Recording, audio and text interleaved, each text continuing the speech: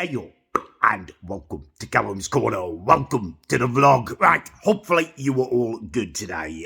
I'm a bit irritated, if truth be told, and I do apologise. I don't like to start my vlogs with this kind of energy, but I've had an incredibly annoying encounter over on Facebook today, and I just want to get it off my chest. All right, so I'm on Facebook, and I know most of you probably don't even use Facebook or barely know what it is anymore. It's like a blast from the past. But I personally, I do like to check in on Facebook on a fairly regular basis, just to have a little look at what people I used to know are doing, what they're up to in their lives. And it can be a really annoying experience. You know, there's people I went to school on there who have, who've got like wife, children and stuff, and they're uglier than me. You know, how they've managed that and I haven't. But, I'm a bit addicted to it. I went on there a while ago and saw that a person I went to school with, a girl, had died of cancer, and since then I kind of can't stop checking it. If people my age are dying and stuff, I've got to keep my eye on it. So I do. It doesn't, I don't enjoy it, but I do check it. And I was checking it this morning, right?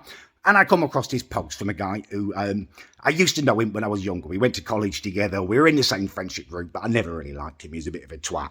Anyway, he's always posted on Facebook. Clive, his name is. I've deleted him as a friend now, so I can tell you. Anyway, his name's Clive, and he's a boasty little boasterson on Facebook. It's always, oh, look at the extension I've had on my house. Look at my new car. Look at what my kids are doing. Look at, there's our Christmas tree full of bloody presents. Pictures, boast, right? Anyway, it caught my eye because it looked slightly different, right? It was just a packet of crisps in his hand, like Sainsbury's ready salted crisps in his hand. So I had a little look and read the post and stuff, right? Virtue signaling. He's going on about how this morning he has shared his lunch with a homeless person. Now, we all need to look into our hearts and help people more and stuff, blah, blah, blah, blah. I'm so good. You've given them a packet of own brand crisps. You can't get a post out of that. Virtue bloody signalling. That's just something you should do. Just give it to them. Just be kind. You don't record it and then try and get likes and comments on Facebook, right? It disgusted me. I had to shut Facebook down, put my phone down. I went off and downstairs, took Lenny out for a walk and stuff, tried to put it out of my mind, right? Come back and I find myself drawn back to Facebook, as often happens. Once you've looked at it once, you want to look at it again, right? And I end up back on there and he's posted again, right? Like 11 o'clock, he's gone out for coffee. And this time, he's taking a photo of what I think is a group of homeless people. And he's saying about how he can tell now that like they've got a spring in their step, like the person that he helped knows the milk of humankind. So what are you talking about? You've double bloody dipped. You gave a packet of crisps, own brand crisps, and now you've double bloody dipped. You've got two virtual signalling posts fishing for bloody likes out of it. Almost made me sick.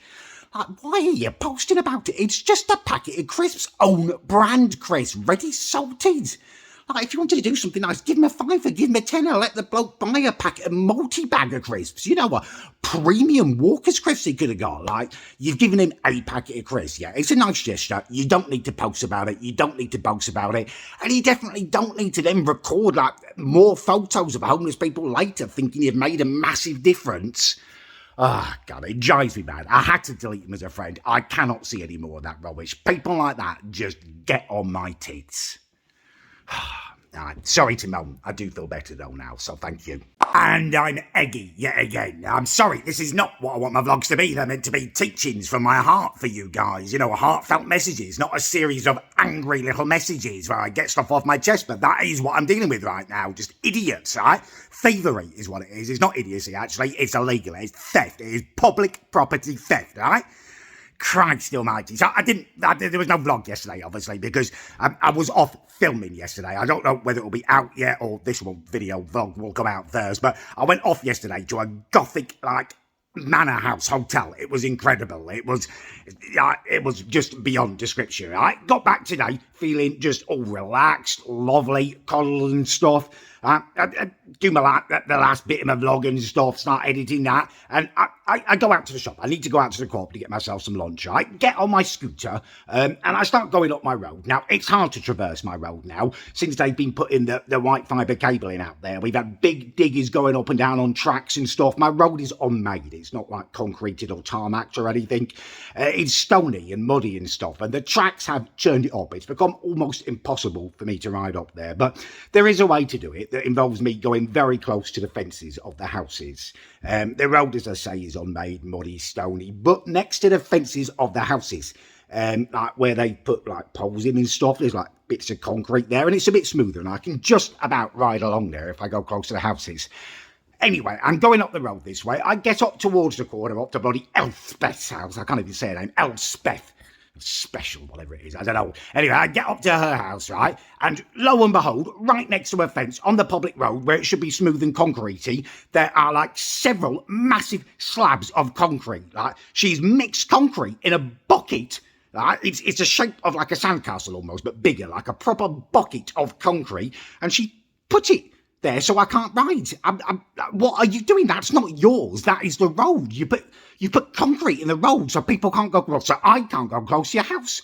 I can't believe I have to get off my bloody scooter and push it. That should be the best bit up by the corner. It's where I can take the corner wide on the smoother bit of concrete next to her fence and then go round onto the tiny bit of pavement and start picking up speed. That whole enjoyable loop has been denied to me, right? Opposite our house is a builder, right? A tradesman. He's building a house. There used to be a workshop there. It's been built into a house, right?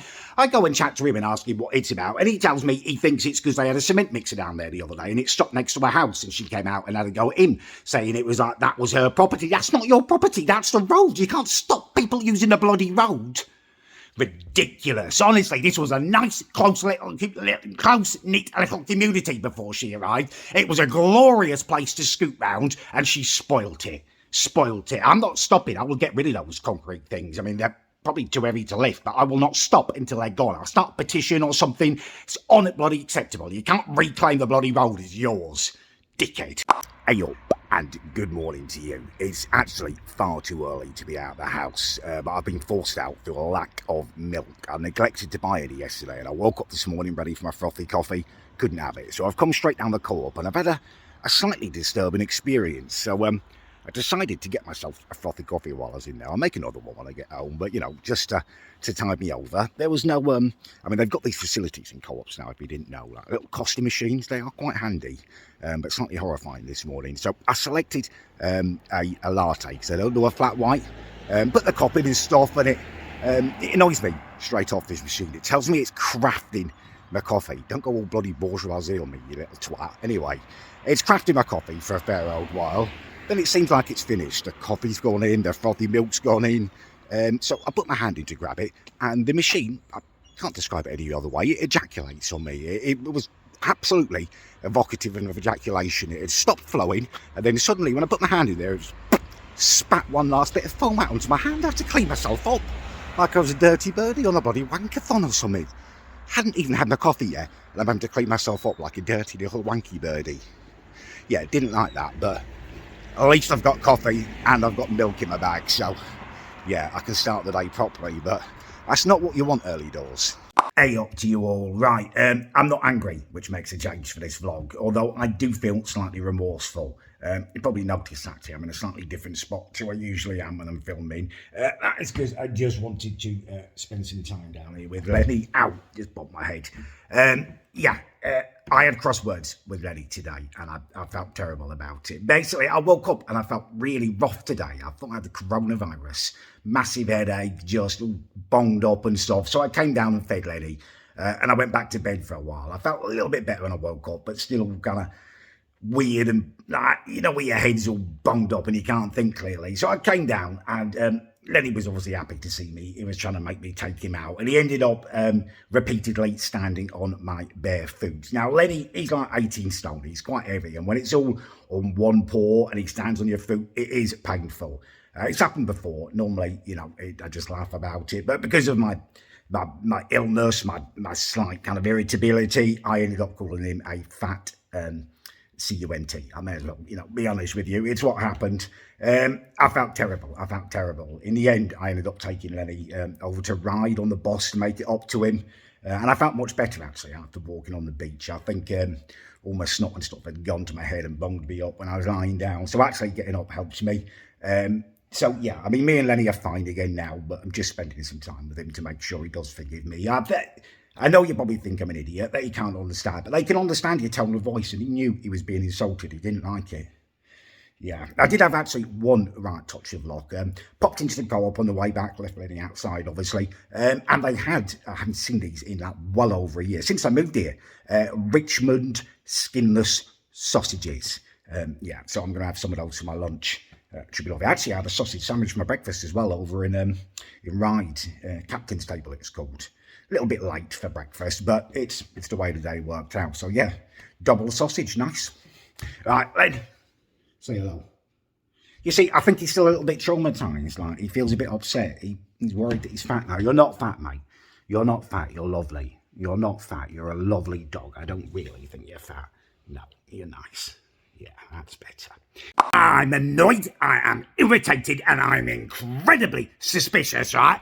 Amy has basically wasted the last 2 days of my life, and I still don't know what's going on, right? A couple of days ago, I get a message in the family tree group chat on WhatsApp from my sister Amy saying, Cal, me, you and Mum, we need to have like a family meeting, a proper chat. Can you make tomorrow 11:30? We'll have a joint phone call on WhatsApp, right? Okay, slightly inconvenient for me, but I can put time aside. They are my family. So yesterday, I'm sitting around at 11:30 waiting for this bloody family group chat with my sister Amy and my mum, right? It never happens. No one phones me. I sit there like till 12 o'clock until I message Amy saying, what, are we doing this today? She messaged back saying, sorry, got busy. We're going to have to do it tomorrow. Same time tomorrow, right? Irritating, but okay. So today, again, I'm waiting around, for the phone call at bloody 11:30. Doesn't happen, right? It gets to like 11:45. So I message, and I'm a little bit irritated at this point because it's the second time I've been stood up. I message Amy and I say, what's going on? You said you needed to speak to me. This is the second day in a row. She messages me back, right? And she's indignant about it. Like, I've done something wrong, messaging her, seeing where she is. Oh, sorry, Cal. Some of us do have busy lives, I know we've got busy lives. I've got a busy life. Sitting around waiting on your bloody phone call, right? Apparently it's not happening today now because she's got a busy life. Like, if you make a commitment, the least you can do is bloody message her and say, oh, sorry, the thing that you're waiting for, I can't make it, rather than having a go at me like I've done something wrong, sitting around like I'm in bloody purgatory, waiting for the axe to drop. I don't know what they want to talk about. I'm suspicious about it.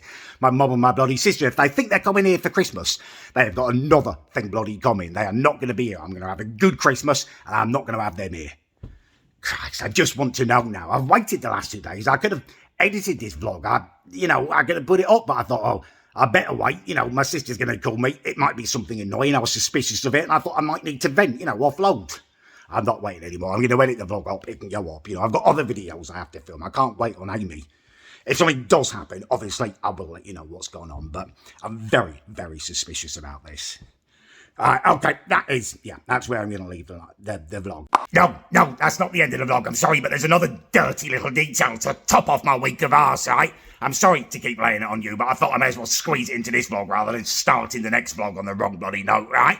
So, after my last vlog update, I got down to editing. Got it all done, right? I thought, you know what? I've got a bit of time. I'm going to get myself over to the big Tesco's and do a proper shop, right? There's some bits that you can't get in the local co-op. So you need a couple of different light bulbs. The co-op's great. I'm not knocking them in any way, but occasionally you do need to get yourself to a big shop, right? So I phone myself a taxi and I start getting myself ready. One of the things I need to do is transfer money to my bank account. I check it, there's only like 24 quid in there, right? It's been weird. I've had like this weird online fraud going on in my account for like 3 months now. I've had like 7 different cards. I don't trust it. I don't know what's going on, but I don't trust it. So I don't leave money in there, right? I transfer over there £100. So I've got plenty of money for my shopping.